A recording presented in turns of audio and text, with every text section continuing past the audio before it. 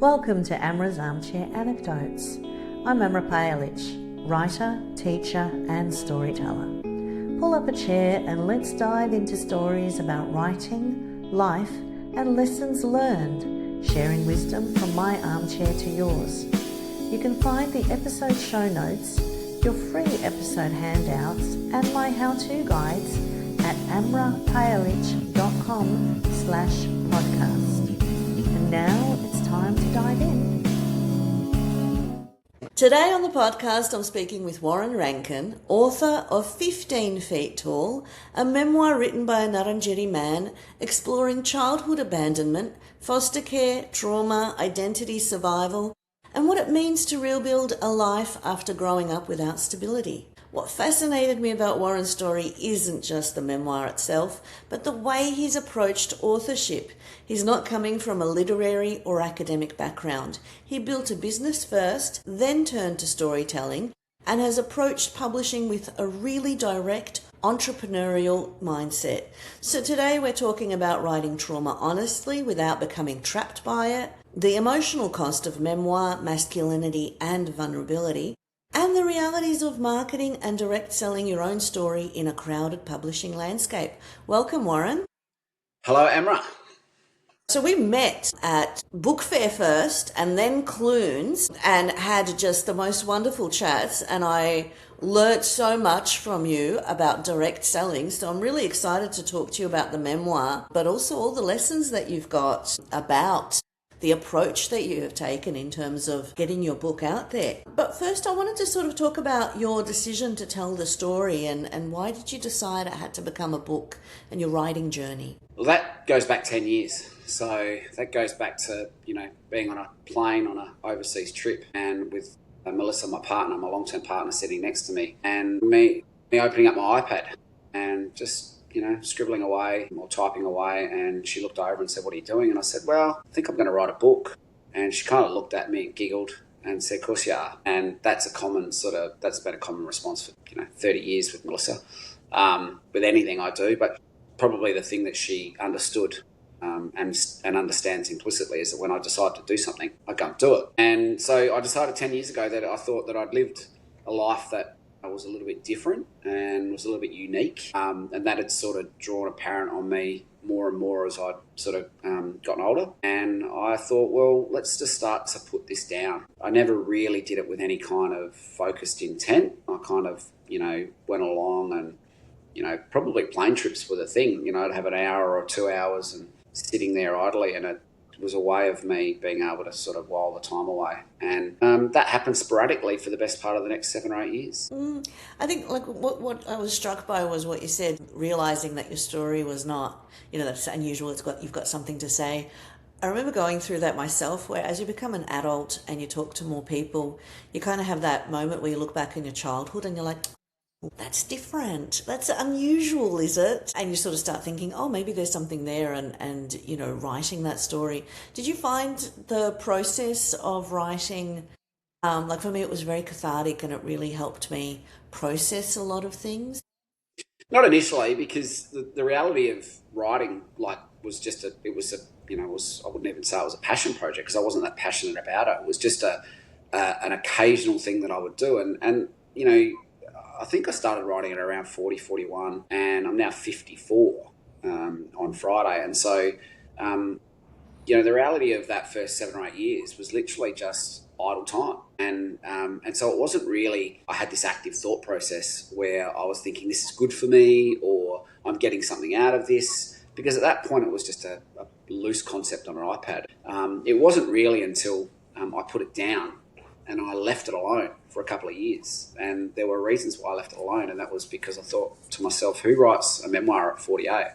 Who's at 48, who has the right to go out into the world and say, look at me, look at what I've done? And so I and it was also like the midlife crisis thing where I went, geez, if I finish this, what happens next? And is my life over? And, is that the end of the story? And so I kind of pushed back on, and when I say push back, I didn't actively push back on it. I didn't throw it in the bin or anything like that. I just kind of put it away and ignored it. And then, push came to shove when a couple of 3 life-changing situations all happened within sort of a 12, 18-month period. And that coupled with, I guess, this, late life coming of age into who I was and what my life represented and what I meant to other people, that I thought, it's really incumbent upon me to put this down for others, not so much just myself. Yeah, I mean, that's the thing. You start writing the memoir, you feel like you have to. Then you start the second guessing and that whole process. And then there's the memoir that you write, and then the process of editing and producing it. What was that like for you? Well, that's, I guess the catalyst, you talk about the circuit breaker was I guess the timidity or the reluctance to finish it. And then, the circuit breaker in that process was those three traumatic things that occurred in the business. And I guess that's when the intense really started, was when I committed to it early last year. We got back from Christmas holidays and I went, right, it's time to nail this. I'd had enough of mates on the golf course or in the pub or family members saying to me, where's the book? You've been, occasionally speaking about this book. Where is it? And so I kind of felt compelled after the three life-changing things for a number of reasons. One was to put it down for my family. The other one was to get the monkey off the back, so to speak, in regards to I don't like leaving things in life unfinished. And so there was a resolve to just knuckle down. And I guess that's when the real emotion of the book and what the book meant to me sort of connected. Kind of, really the roosters, the chickens came home to roost, so to speak. So I buckled down for 3 months. I'd written 40,000 words in 8 years and I wrote 100,000 words in 3 months. And so that then last year became this kind of, let's just get it finished. And it was a real focused intent for me. I can also really relate to the midlife crisis, because everything I'm doing now in my creative world is my midlife crisis. And there's that thing of the life changes, the things happening, the intent and all of that. And then there's just this pure joy where you get to this point where you're like, I don't care. I'm just putting it all Yeah. out. Yep. Yeah, and I think you've reached that point, because you are really, like when I saw you at the book fairs and the way that you talk about your story and you sell and connect with people, like you're fully there, fully committed. I think that's a practical thing for me. Growing up with the story that, my early life was full of trauma. And so the practical nature of my life has sort of taken over. And from a very early age, there were things to do, as a kid, even, breaking out of the system that I was in and then moving in through life, even when I was getting into trouble because, my EQ wasn't quite matching my IQ or vice versa. There were still practical outcomes. And so I've led a life of practical outcome, starting a business from scratch and seeing that through. So that kind of, if that looks second nature, it's because it is, because I've spent my whole life approaching my life like that way.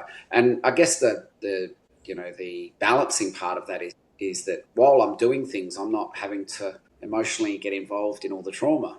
And one thing the book that kind of derailed me a little bit as a human being was that it forced me to get involved in the trauma, because in order to tell the authentic story of my life, I had to invest and I had to put myself back in those places and those feelings and those thoughts. I couldn't just practically move away from the reality of what those things were and still are. So, thank you for, it's, lovely to hear that, but I think it's, it really is a practical thing. And I guess when I see, walking into those environments fresh, I've got no battle scars. I walk into those, those festivals, book fairs, that sort of thing with my own intention, and I'm not coloured by coerciveness from others, or I don't feel any limitation or need to slip back into the crowd. I'm there to, I guess, present, put my best foot forward and present what I've spent the last 10 years creating. Yeah, that's true, because, when you're in the publishing industry and you have been working in it, there's this whole shoulds and shouldn'ts, and yeah, you do put limitations on yourself, and it is really hard to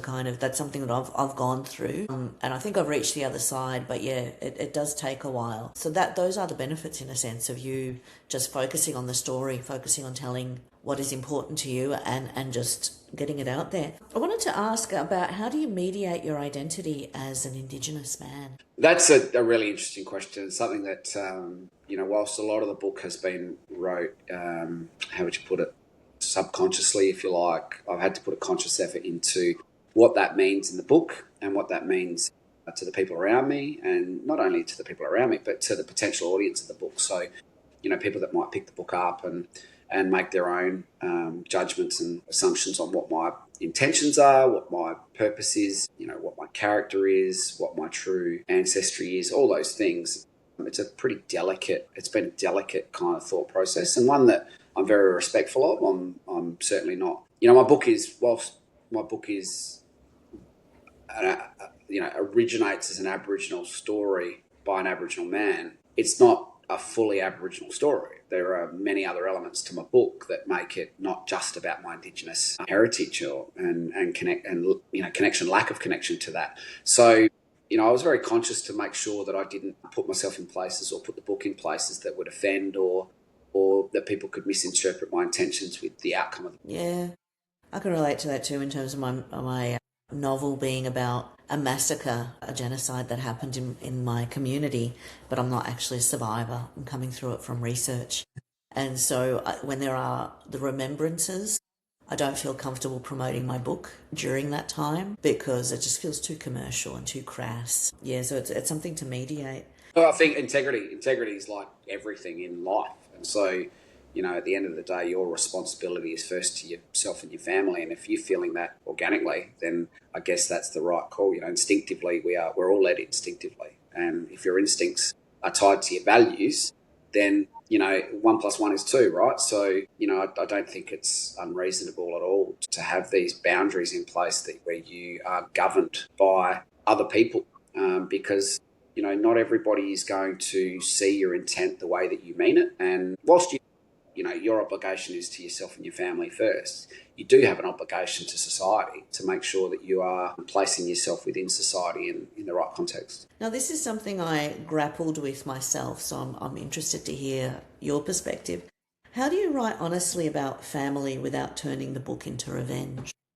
Oh, that's a really good question because I think it's well documented in my story that there are people that have let me down and left me behind, and there's a lot of collateral damage personally with that comes along. And so I think if you're writing it with the right intentions and you're writing it with authentically, I think it's okay to leave things where they lie. If at the end of the day, if relationships have failed and people no longer connect, and you can't force those things. So for me, it's more about the fact that what's to gain by being seen to be vindictive, regretful. I think you have to get to a place when you write a memoir specifically. I think you can get lost in fiction. It's a little bit different because you can cloak your intentions and your emotions in characters and plot lines and all that sort of stuff. But in a memoir, it's pretty easy for others to see through, your intent. And so if you're doing your family and yourself any modicum of respect, then I think you've got to hold yourself respect. And part of that responsibility is to not force the readers into your issues. They can observe them, but you shouldn't be trying to coerce people or force people into emotionally being involved in those things. When you read someone else's memoir, you're an observer. That's all you are. And so it's unfair of the author then to try and drag people's judgment one way or the other through the story. So yeah, I guess I kind of always had this governing factor over me that was self-regulated to want to make it, a neutral, positive story, not a neutral, negative story, if that makes sense. Yeah, I was writing my memoir my whole life, and one of the versions when I was in my 20s was titled Sins of the Mother. Slightly judgmental, and it was only in my 30s when I was a mother myself that I was able to look at my mother with empathy and compassion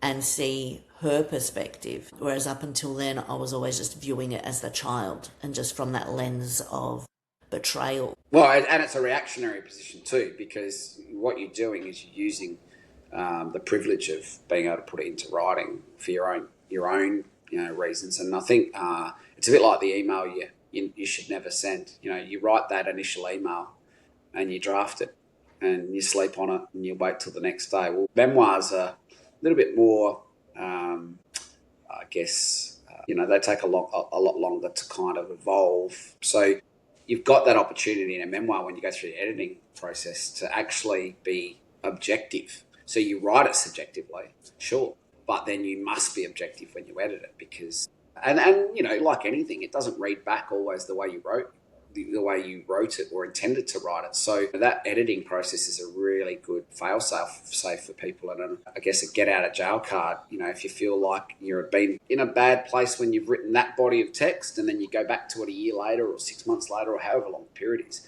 you get a fresh set of eyes on it, and that's where I guess a really good editor helps as well. You know, there are a lot of people that want to do everything in their book themselves because they can't let go. It's really important to let go of the process once you've put those words down and let a fresh set of eyes and someone else look at it. So what was your process in terms of getting all of that support to get it to production? Well, mine was serendipitous because I kind of like went along and found the components as I went along. I always knew that knowing what I know about the business world and the gatekeeping that exists in all industries, not just the publishing industry. I faced that as a young businessman in my own industry in the building game in Adelaide. But I kind of knew early that for me to get this story out there, I had to do it off my own volition. And if I was going to be happy with the way the outcome or the consequential outcome of where this finished, then I was going to have to get, you know, my hands dirty and roll my sleeves up and you know, really get into the processes. I concentrated on writing at first. I think that's the interesting thing. I probably wrote 75% of it before I approached an editor, and that editor kind of just turned up through a mutual business connection. You know, someone put something up on Facebook, hey, I've got this editor and she's looking for work. And as it turns out, she was the only person I approached to edit the book. And it was, you know, and there are a lot of things that happen organically and serendipitously that you just go, I can either vet this like to its core where I auditioned 15 people for the right outcome because I'm, you know, concerned about who might get their hands on it, or I can just go with my gut. And I went with my gut on the editing process. And Hari T, who's originally from England and lives in Adelaide, you know, she'd had a fair track record. And when I discovered her, she was in a place where she was ready to receive the book, not just professionally, but emotionally. And that, in respect to my book, was really important. If it had been a black and white process where I was given a fixed number and an outcome, that would have been great if that was the only thing I knew. But because Hari was so compassionate and so generous in offering that compassion in the early part of the process, that gave me this instinctive kind of wrap its arms around me kind of feel where I went, righto, let's roll with this. Now, if we'd have gotten, like all relationships, if we'd have gotten 3/4 of the way through the process and it just didn't feel right, then I guess you revisit it as you go. But from an editing perspective, she just felt like the right option, and sometimes that's life. That's something that because I've done a lot of writing workshops and I've been approached by a lot of people who suffered incredible trauma and they want to write about it, and they have struggled to find the right person to help facilitate that and to help support them, you know, the wrong critique partners or writing groups. So that's something that's really important to highlight. It's not just about those professional qualifications. When we're writing things that are, you know, to us it's just life. This is not, I mean, we know it's trauma, we've gone through it, but to us it's just life. This is just the norm, whereas a lot of people are like, oh my gosh, this is so trauma, which I understand, but I almost sometimes like get offended about, where it's like, oh, my life is so difficult for you to read about, I must do content warnings. Oh, look, but I think in Hari's case, she gave me a fee, and that fee changed a couple of times because of the sheer volume of content that she had to work through. And there's a little bit of give and take, you know, professional relationships. I'm a builder, so I work with clients all the time in regards to their expectations versus what we've delivered and the gap that sometimes exists in between. And that's the old, you know, I thought that, you know, client thinks I thought, and the builder says, we're going to do this, and then sometimes there's a gap. Well, that happens across all professional relationships and all transactions. And I think the interesting thing about the publishing industry is that, like every industry, people want to, you know, operators want to be efficient. So they say, these are the services we're prepared to provide for this fixed number. Well, Hari gave me a fixed number, but what she didn't buy into was the after-hours messaging, you know, direct messaging, and the light bulbs that go off in the creative process where you just have this idea, and if you don't process that idea or communicate that idea and test that idea with the person that's involved in the outcome, then you can lose that moment and you can lose the brilliance of that moment and how that transfers to the finished result. So, you know, Hari was great from that perspective. She didn't just buy into the formal process of editing the book. She bought into the emotional ride that I was going to take her on. And I'm relentless. I'm relentless in everything I do. And that's that practical thing we talked about before. If you're going to stick your feet in the water, you put your bathers on, you go down to the beach, what's the point of just sticking your toe in the water? Like, go for the swim. And so that's, I guess, where Hari kind of strapped her. After a little while, I think her eyes kind of widened and she went, right, I'm either in or I'm out. And she, luckily for me, she fully committed. And whilst we have this little joke that, she went a little bit over time, as a lot of creatives do, wrapped with the result and couldn't speak more highly of her through the process. Good. I'm so happy. I think also that's a really important point for people who are searching for editors, especially for memoir, to take those things into consideration too. It's not just the editing process, it's also that collaboration and that support that you might need, to actually do what you need to do and think through a lot of things. Because I struggled with writing about my mum and about her mental illness, and I was worried about writing it without exploiting her story and sensationalizing her story. And so I sought a mentor to support me with that, because you don't know what you don't know. And it takes an extraordinary amount of discipline, I guess, for a memoir editor, because when someone writes their memoir, it's a little bit different to a journalist doing a ghostwrite of a memoir or a biography, because the journalist is coming from an objective perspective. They're not coming from a subjective perspective. And so it's really incumbent on the editor, when they're dealing with especially self-publishing author and someone who is autobiographical, to stand back a little bit. And so there are a number of times through our process that Hari went to, she's English, so her language and her word choice is specifically different to our Australian vernacular. And a couple of times where she, replaced words and whatever else, I said, no. Authentically connect to me in the book. And so there are only a handful of those things that we had to discuss through the process. So that speaks to this sheer amount of discipline that she engaged herself to allow me to drive that process. And she was directed by me as the author. I love that. Now, I wanted to move on to masculinity, vulnerability and memoir, and men are often discouraged from emotional honesty. Was vulnerability difficult for you in the writing process?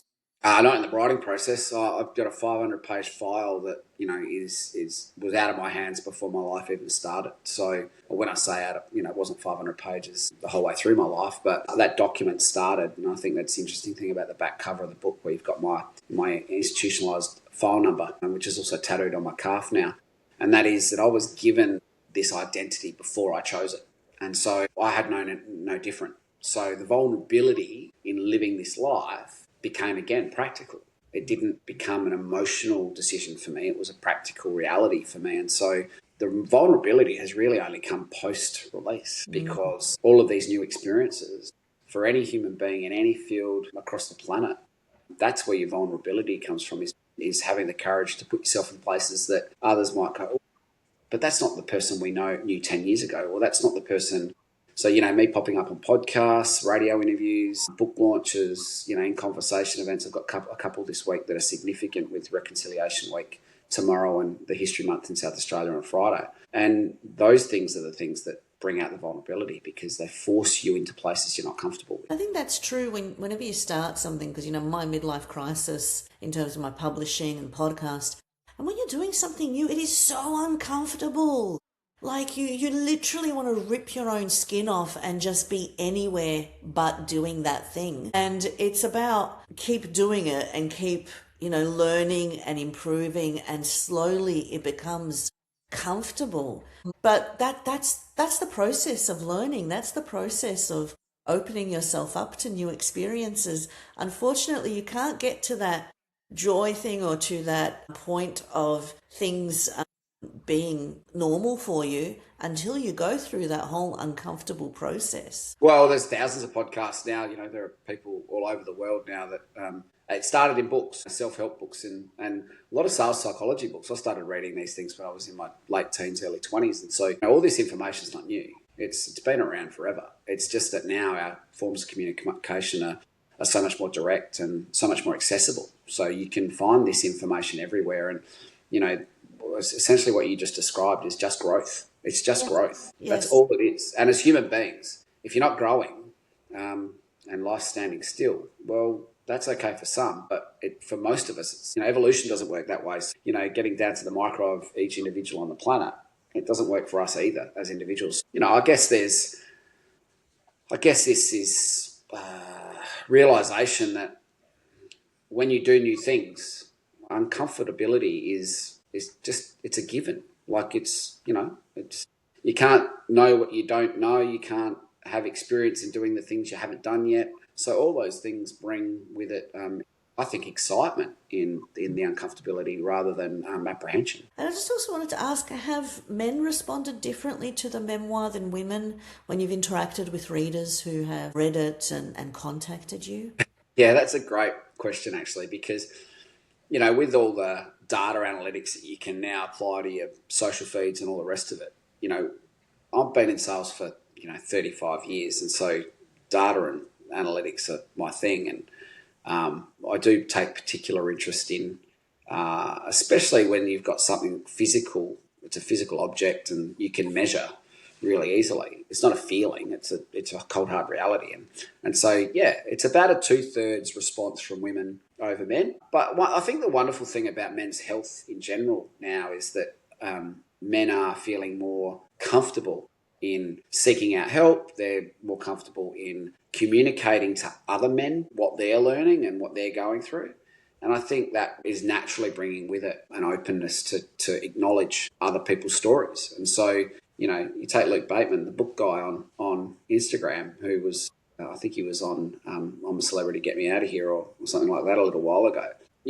A guy in what is traditionally a feministic kind of field coming out and saying, oh, I read this great, romance novel. I mean, go back 10 years ago. I mean, the bloke still goes to the footy with his mates and eats a pie and drinks a beer, but, men feel so much more safer in these kind of traditionally feminine spaces now. And so, yeah, that's been an interesting watch for me because I'm a blokey bloke. My book is filled with 70s and 80s bloke themes and watching how blokes have read it and then acknowledged it and communicated that back to me has been really, really interesting. Is there any particular fan email that has really, because I had the experience of, I wrote a memoir about the women in my family, thinking I got an email from a Muslim Bangladeshi man who had gone through the court system for beating his wife. And he said, like your father, I grew up in a culture where this was the way that we treated women, and then came to Australia and found out, no, this is not the culture and we can't do this. And I was just awestruck by, he was reading the male perspective and connecting with my domestically abusive father. Has anything like that happened with you where you're like, oh, I didn't know that was something? I think I've worked in people's homes for, I started in the book, as you would have read. The thing that changed my life was knocking on people's doors as an 18-year-old, sales canvassing. So I've been going into people's environments for 35 years and immersing myself in their environments. And the thing about that, answer to your question, is people never feel so comfortable as they do in their own home. So I've had a lifetime of this kind of compassionate, empathetic necessity within my own makeup because, I'm there to do a job and extract essentially a transaction out of a client. But at the same time, the magic in that is showing compassion and empathy towards those people. And that's how you connect. And that's how you connect with authenticity. That's how you build trust. And so I already knew to a point that would be a part of the feedback. Other people taking solace in the courage I've shown. And when I say courage, I don't think I'm courageous. I just think I've written my story. But others have certainly come forward and, in different measures, if you like, of, you've opened a door that I never thought I'd be able to see through. I went through this as a kid. At book fair where I met you, I had a lady walk up and she just started crying in front of me. She didn't say anything. She just started crying. And I said, are you okay? And she said, yeah. She said, but that little boy on the front cover of your book just, taps into what I went through as a child. And I went, wow, are you okay? And she said, yeah, I'm fine. She didn't buy the book. She looked at me. I gave her a hug. And then off she walked. And I thought to myself, that's lovely from the perspective. If she felt comfortable enough in that place to trust me, without even knowing me, having read my book or anything else, then that for me was a wonderful byproduct of the power of, I guess, me being vulnerable and me showing others it's okay to tell your story and to communicate your story. You got your welfare record as, from through freedom of information. So did official records match your memories, or were there things that you found out that you didn't know? What was that process like for you going through that? I guess there's a two-part answer to that question. So we got hold of the record when I was 23, and we did that again for practical reasons. I wanted to buy a house, and I needed to prove my Aboriginality, and within that file was the authentication of my Aboriginality, and so that was the first practical reason. And as I think I was 25. I think I've gone on record saying I was 23, but I think I was 25, and because I had an outcome in mind and a practical outcome in mind, I wasn't really in the headspace where I wanted to read every document that was in the file. But I did take some time to, 20 minutes here or 20 minutes there to just flick through it.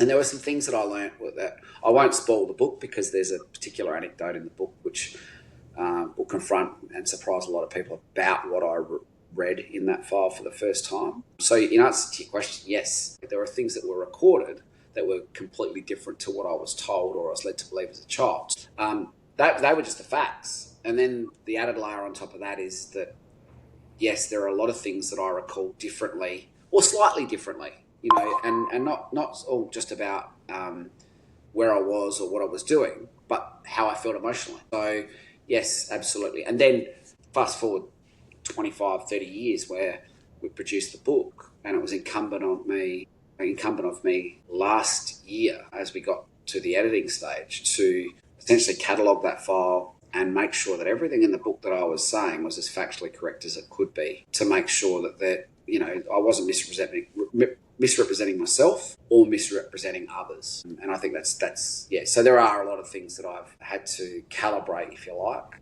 between memory and fact. And that's part of the writing process, because I found myself in the same position where I was like, I thought this happened, but then I actually found this, or, and I wanted to actually bring that in and show that, because you're living with one reality or with one perception, and then you're finding out all this different information, and it's just kind of, interesting to process it all and find a way of dealing with it. Did you have any advice for people who are, researching their own institutional trauma and wanting to go through this process of freedom of information? I think that's your starting point. If you've had any kind of institutionalisation, I think there's a lot of urban myth. There's a lot of, again, subjective dispositions that other people within your life take. So I have family members that would stand by their version of their version of events going back 30 years. But I think the interesting thing about that is that all you're ever going to get if you go to those people are the subjective nature of those comments and those thoughts and feelings. And so if you have any kind of institutional record like I do, then I think that's a really great starting point, because it gives you a base. It gives you somewhere you can safely go back to. So when you do venture into conversations with others that you don't quite feel comfortable with, or they upset you, or they take you off the path that you thought you were going down, your file, whatever records you have, are a great baseline and a great reference point back to where you might want to head. And I think that's a really cool thing, because it doesn't involve people's emotions, their thoughts, their feelings. It just involves fact. Because now, whether those facts are right on the page or not, that's a completely different discussion. But if you have the ability to access that type of information, no matter how confronting it might be, it's a good thing to have on your side.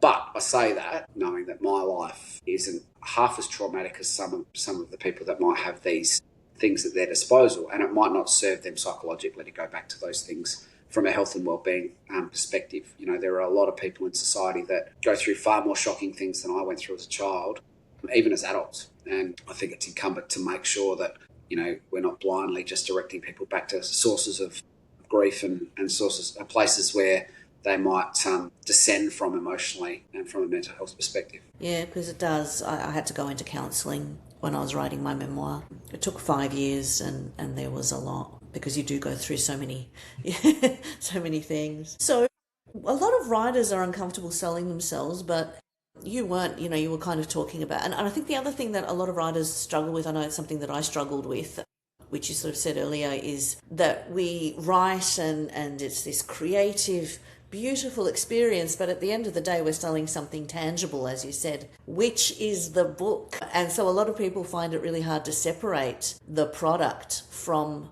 the craft and the creativity. And for you, that was something that, you could do. What tips do you have for others in terms of trying to do that? Well, I guess I like to use the analogy, it's a bit like being drafted to the AFL as a young bloke. You kind of fall into this trap when you've completed something that hasn't quite worked through its full cycle of evolution or life cycle, that you feel like, oh, I've made it. So when a young kid gets drafted to the AFL, they've worked their butts off for 2 or 3 years as juniors. People have seen the talent, people have seen the potential, and they get through that first stage of being selected. And, that's where a lot of kids are, not so much anymore because there's such good help around footy clubs and, these professional sporting organisations but in years gone by, kids get to that point and then all of a sudden the social acknowledgement and the pats on the back would occur. But in reality, there's no work being done. The real work has only just started. So I think that's a really good analogy for writing a book, is that, producing the book is one thing and everybody deserves recognition for that because it's such a difficult thing to do. It's a really difficult thing. I mean, I've run my own business for 21 years that we started from scratch and writing the book is the single most difficult practical thing I've done. And so getting to that point is awesome. And when you have your book launch, whether that be with 20 of your family and friends or whether that be a commercial publisher-backed book launch, it's an opportunity to stand there and absorb all of that recognition. But the reality is the work hasn't even started. And so I guess coming from a business background, I've been able to apply, the same principles in building my brand. We created a brand image that was amazing, but it still hadn't made a sale. And so 21 years later, I can stand here proudly and say the brand image hasn't changed, but the business has gone on to make thousands of sales and we have thousands of customers. And so I guess that's what I would say to people is that when you get to that point in the process where you feel like, oh, I've done all the hard work, well, I'm sorry, but you actually haven't. And, I guess it's not a criticism, it's more of an observation because not everybody has my experience or others' experience and exposure to the commercial world. And all I've done is try to supplant some of that back into this process with the book. And I've gone along to, as you know, and I've made this comment to you privately, I've got a few rules when I go to these book festivals and these book fairs. And one is you never sit down. It drives me nuts watching people spend all this money and all this time and all this work going to book fairs and to flog their book. And they're sitting down doing Sudoku or to me, it's just mind numbing. So I guess, without being too over the top about it, you're there to promote your book. You're there to connect with people. You're there. And it doesn't matter whether you make a sale today, but the impression that you give that one person could mean that they are in a bookstore in 6 months' time and see your book and you left them with a happy disposition and they left feeling like even though they didn't buy your book, you weren't put out by it or you didn't feel like they were doing you in by not buying their book. So I think that to me is one of the things that was strikingly obvious when I went into the first couple of fairs that I did, is that I couldn't believe all these people had done all this hard work, but yet it kind of became apparent that they thought the book was just going to sell itself. Yes. Yeah. And I have to tell you, I did not sit down once those weekends It's exhausting, right? It's exhausting. I think also the thing is you and I are both extroverts and we really love talking to people. Yeah. Like I am getting a little bit more quieter as I get older. Maybe you're going through the same thing where we still love our quiet time, but Sure. I love talking to people. And so for me, really approaching it like that, where it's just like, I'm here to connect. I'm here to talk to people, have a chat, learn things. And it was wonderful from that perspective too. Yeah, and you have to, I think how you walk in has a great bearing on how you walk out.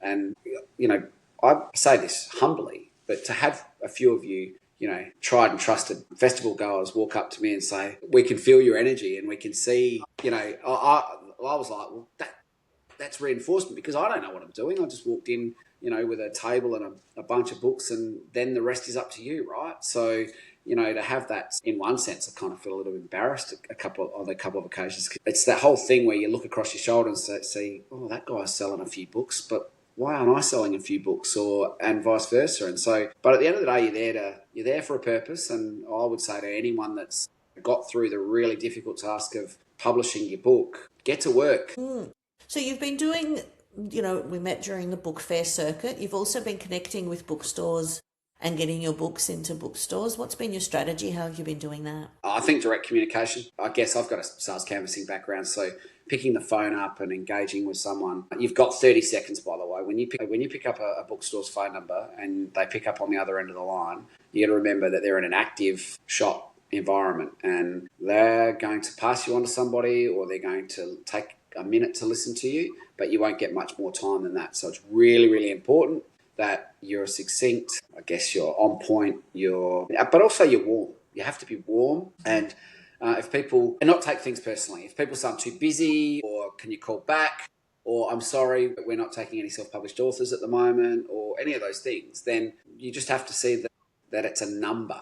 It only becomes an opportunity once they allow you to have that opportunity. And so if they reject you, move on quickly. There's hundreds of bookstores. Now, to give you some perspective, in 8 months, I've probably rang 55 or 60 bookstores, and we've only got the book in 20 bookstores. So it is work. It really is. yeah, It's work. And I don't know if you feel comfortable about talking about this on camera, but we had a conversation about the ways that you were approaching people for possible adaptation of your book. I don't know if you want to talk about it or not, but I just thought it was brilliant. yeah. I'm happy to talk. Outside of the box. So I was taught in sales very early in my sales career that if you take a bucket of water and you place it on the ground and you stare at it, it just remains still. But as soon as you put your hand in that bucket of water and you turn your hand around a number of times, you take your hand out, the momentum continues until it's run out. And so that, I guess, applies to every part of what I'm doing with the book, whether it be festivals and book fairs, whether it be, I've just done a podcast with the Commercial Radio Network in Adelaide that happened through our Instagram activity. It doesn't matter what element of what you're doing, and production, if you like, or interest in the production rights of your book. It's a bit cocky, to be fair. It's a little bit assumptive to think you're just going to walk out into the world and, everyone's going to stop what they're doing, and because you've written a book and all of a sudden your book's going to be on the big screen. That's not really the expectation. But it's kind of like this. If you don't start somewhere, you don't get anywhere. And so I've kind of, my whole life, because of my institutionalisation, come from the perspective of why not? Why not me? Why not me? And that's been a really solid strategy with my business, with my life. And if you ask my friends and family, I've had some ridiculous experiences in my life, positive experiences in my life because of the why not me? And so, believe in what you've done. If you've taken the effort and invested the emotional effort in getting your book to the point that you have, then continue to believe in it. That's the one thing I would say. So, yeah, don't be afraid to approach people. To give you an idea, I've got a concentrated weekly effort on LinkedIn where I'm connecting with, because my book is obviously a social welfare interest. So I'm connecting with social welfare, the social welfare industry. I'm also connecting with writers and screenplay people and softly introducing the book. Now, if people don't respond or they don't accept your request to connect, that's okay. But, a lifetime in sales has taught me that life is a numbers game. So do the numbers. I love that. And also, I play the lotto every week, and I'm like, well, if I'm willing to play the lotto and think that it might lead to something, why am I not willing to try, doing a cold call, contacting people, getting myself out there, making those. Why do you think authors and people that get their book to that point all of a sudden become reluctant? Do you think it's a lack of belief in what they've done, or a lack of confidence? Yeah, I think it's a lack of confidence. Even though I'm an extrovert and I'm very comfortable talking to people, when I first, you're going to laugh at this, but when I first started as an indie author, I created an admin assistant who was emailing people. How good. You were AI before AI became a thing. How good. Yes, I was just so embarrassed at emailing people and going here's my book, look at my book. And so I invented an admin assistant who was contacting people on my behalf. And it took me about a year to kind of work through that. And I'm now better at it, but I'm a bit scattergun in my approach. I need to be bit like I love what you're saying in terms of like you've got things that you're doing every week and things that you're implementing every week where you're not slowing down on the marketing, and that's something that I do. I kind of do a focus on the marketing, then I take a step back. But you were also talking about, you are giving this book another year where like this is the book you're giving it all your attention, all of your, publicity, all of your motivation. And then I think you said you were going to work on another book. Thinking it's a little bit like if you take a business approach. So I've given myself 2 years, and I think the reason I've given myself 2 years is because probably the first thing I'd say is that the expectation when you first finish your book is everything's just going to happen. But it's not like that at all. It doesn't even work like that in the commercial publishing world. Quite often, like movies, for example, movies are quite often written and drawn up 5, 6, 7 years before they actually hit the screen. And so people underestimate this whole, I guess, life cycle of what's supposed to happen. And they kind of go, oh, that's not working. I guess it's like turning up to your first book fair and selling 5 books, and people go, oh, that was a failure. So they go, oh, I don't want to do that again. But hang on, you've only just turned up once. So, I have to say humbly, that didn't happen to me. We sold 25 books in our first book fair. No, that didn't happen to you. I kept coming up to you and going, how many? And you're like, this many. And I'm like, I've got to work harder. And so I got my table. I guess the thing where I think this is the thing about publishing that I've learned is that it sort of originates as a cottage industry. But if you take a cottage approach, that's not going to work because it is a commercial industry. And so I always, like my business when I started my business, you have to look like you've been there forever. You have to look like you are as good as the best in the industry. And so when the choices came, when we published the book to either go to, good quality stock or cheap stock because, we didn't want to invest any money in the book, I went quality stock all day long because I wanted people to pick the book up and go, before they even read it. It didn't matter what they thought of the book, but was it well produced? Because that's the first sort of how would you put it recognition point is to go, do I like what I'm feeling? Do I like what I'm picking up? And a lot of people in business and in industry, they'll spend less money, which means they'll get less result because they don't understand the psychology of value. And I guess that's what you have to understand as a fledgling author walking into this industry is you got to create your own value if you're self-publishing. You can be a bit lazy when you pick up a book deal. I assume I've never had a book deal, but because you've got a team of people that are formatting that and taking it to market. Look, and I can say this humbly. A lot of people have compared my book to Boy Swallows Universe by Trent Dalton. Trent Dalton came from an absolute commercial background. Walkley-winning journalist with a major newspaper chain in the country, and had awesome resources at his disposal. Do I feel like my book's any less than his because he's got those resources and I don't? Absolutely not. And ultimately, you give value to what you produce before others recognise that value. So I guess I'd say to you that the best thing you can do as a fledgling author is believe in what you're doing and stick to the task, And then, after 2 years of flogging a dead horse, like if your business isn't making money, you close the doors and you move forward in your life. Otherwise, you're left with the traumatic scarring of not being able to see what everybody else can plainly see in clear sight. And that is that you either didn't do a good enough job with it or for one reason or another, it just hasn't worked. And that's okay, Great things come out of failure too. Well, that's the thing. I'm at the point in my life, and maybe you are too, not scared of failure. I'm more scared of not trying. And there you go. Out there. Like I would rather try and just, see things through and we have these ideas, these visions, these things that we want to do. I just want to try them and not live in regret and not be like, I haven't grown, I haven't learned, I haven't, developed as a person. Well, you have to put your head on the pillow at night, Emma, and ask yourself the question, did I try hard enough? Yeah.